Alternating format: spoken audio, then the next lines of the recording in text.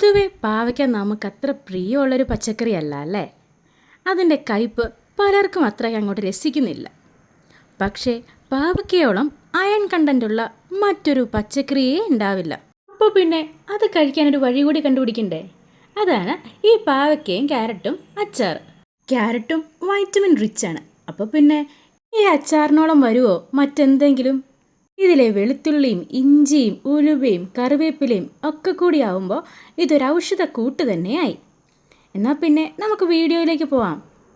ഒരു മൺചട്ടി എടുത്ത് അത് ചൂടായതിനു ശേഷം 100 ml നല്ലെണ്ണ ഒഴിച്ചു കൊടുത്ത് അതിലേക്ക് 1 ടേബിൾ സ്പൂൺ കടുകും അത് പൊട്ടി വന്നതിന് ശേഷം 1 ടീസ്പൂൺ ഉലുവയും ഇട്ട് ഒന്ന് മൂത്ത് വരുന്ന സമയത്ത് കറിവേപ്പില കൂടി ഇട്ട് ഒന്ന് മൂപ്പിച്ചെടുക്കണം.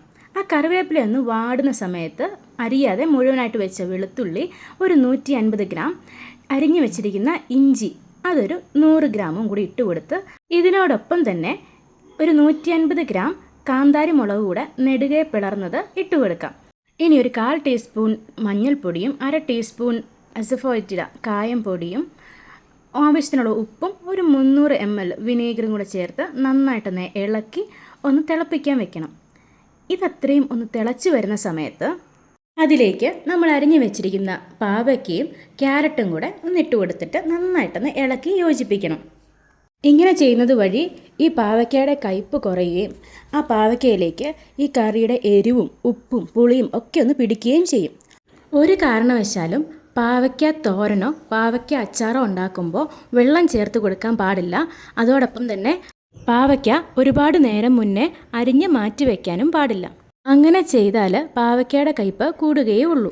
ഇനി ഇത് മൂടി വെച്ച് ഒരു 10 മിനിറ്റ് മീഡിയം ഫ്ലെയിമിൽ ഒന്ന് വേവിച്ചതിന് ശേഷം ഒരു 1/2 ടീസ്പൂൺ പഞ്ചസാര കൂടി ചേർത്ത് നന്നായിട്ടൊന്ന് ഇളക്കി എടുത്തു കഴിഞ്ഞാൽ നമ്മുടെ പാവയ്ക്ക ക്യാരറ്റ് അച്ചാർ റെഡി ആയിട്ടുണ്ട്. ഇത് ഒരാഴ്ച വരെ ഫ്രിഡ്ജിൽ വെക്കാതെ പുറത്ത് തന്നെ സൂക്ഷിക്കാം. ഒരാഴ്ചയ്ക്ക് ശേഷം ഫ്രിഡ്ജിൽ വെക്കേണ്ടി വരും. ഇങ്ങനെയാണ് നിങ്ങൾ ഉണ്ടാക്കുന്നതെങ്കിൽ ഈ പാവയ്ക്കയ്ക്ക് കയ്പേ അറിയുന്നുണ്ടാവില്ല. അപ്പോൾ നിങ്ങളൊന്ന് ട്രൈ ചെയ്ത് നോക്കിയിട്ട് നിങ്ങളുടെ അഭിപ്രായം കമൻറ്റ് ചെയ്യാം.